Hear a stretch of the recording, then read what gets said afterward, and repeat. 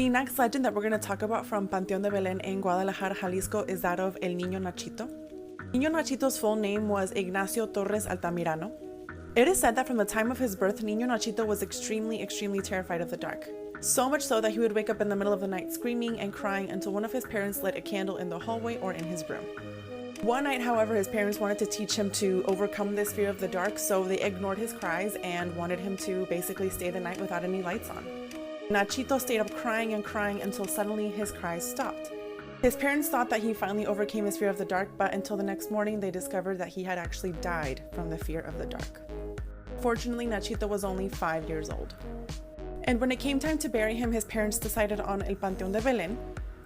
However, it turns out that Nachito's fear of the dark somehow made its way to his afterlife, because every single morning his body would be exhumed from his grave. His parents and the cemetery workers theorized that he was so afraid of the dark that he was scared of being in a coffin 6 feet underground. But every night they would rebury him, and every morning his body would appear out of his grave. And this went on for 10 days, until finally they built Nachito a new grave above the ground. And his grave features small holes on the side of it, as you can see, that let the light come in.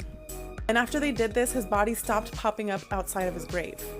Nowadays, people come by and leave toys for a little Nachito to play with in the afterlife. And apparently, he does play with them, because cemetery workers say that they will find these toys scattered all over the cemetery in the morning, and they have to clean up after Nachito.